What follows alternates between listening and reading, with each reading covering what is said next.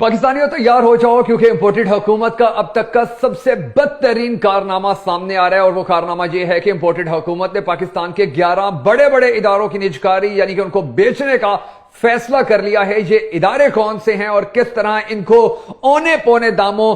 बेचा जाएगा और कौन कौन से ममालिक इन इदारों को लेने जा रहे हैं, इनकी निजकारी में शामिल हो रहे हैं। और सबसे ज्यादा जो हैरत अंगेज और अफसोसनाक खबर है वो ये है कि इन इदारों को इनकी निजकारी करने के बाद जब वापस लिया जाएगा तो फिर ये कितनी रकम में वापस मिलेंगे और अब कितनी रकम में इनकी निजकारी की जा रही है। ये तमाम तर तफसीलात सामने आई हैं और इस वीडियो के अंदर मैं आपको ये चौंका देने वाले हकाइक बताऊंगा, जिसके बाद आपका फर्ज बनता है कि ये इंपोर्टेड हुकूमत का बदतरीन कारनामा जो पिछले 4-5 रोज से जिसकी खबरें सामने आ रही थी अब उसकी तफसीलात सामने आई है, ये कारनामा हर पाकिस्तानी तक पहुंचाएं। और उसके लिए जरूरी है कि इस वीडियो को, जिसके अंदर मैं तमाम तर तफसीलात को आपको बताऊंगा, आपने इस वीडियो को ज्यादा से ज्यादा शेयर करना है। सबसे पहले मैं आपको यह बताता हूं कि इंपोर्टेड हुकूमत से पाकिस्तान का निजाम, पाकिस्तान का इंतजाम, पाकिस्तान का सिस्टम संभाला नहीं गया और इन्होंने अब मजबूर होकर पाकिस्तान के बड़े बड़े इदारों की निजकारी करने का फैसला कर लिया, जिसके बाद जो महंगाई है उसका एक नया तूफान पाकिस्तानियों के सर पर आके गिरेगा। अब इदारे कौन कौन से, जरा उनके नाम सुन लीजिए।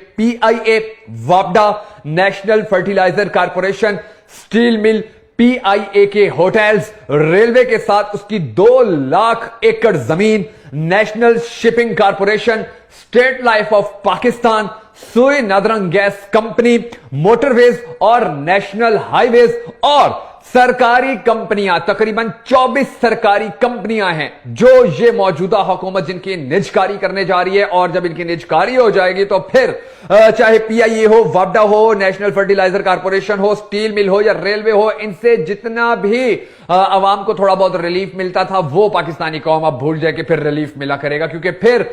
इनके जो रेट्स होंगे या इनको इस्तेमाल करने के जो टैक्सेस होंगे वो आसमान से बातें करने लगेंगे। अब मैं आपको ज्यादा अफसोसनाक बात बताता हूं कि इनकी जो बोलियां लगाने वाले लोग शामिल हैं, जो बोलियां लगाने वाले लोग हैं, उनमें सबसे ज्यादा बोलियां लगाने वाले भारतीय हैं और उसके बाद यूरोपीय हैं। और ये वो लोग हैं कि जिन्होंने हमेशा पाकिस्तान के बारे में बुरा ही सोचा है, कभी अच्छा नहीं सोचा है। और उसके बाद जो तीसरी सबसे ज्यादा अफसोसनाक बात है वो ये है कि ये जो इदारे अब जिनकी निजकारी की जा रही है, ये इदारे कितने औने पौने दामों में बेचे जा रहे हैं, इनकी निजकारी की जा रही है। इसका अंदाजा आप इस बात से लगा लीजिए कि अगर अब फॉर एग्जांपल 100 अरब रुपए की एक कंपनी दी जा रही है, जब बेची जा रही है, तो उसको जब वापस लेना होगा तो फिर वो जो 100 अरब वाली है वो तकरीबन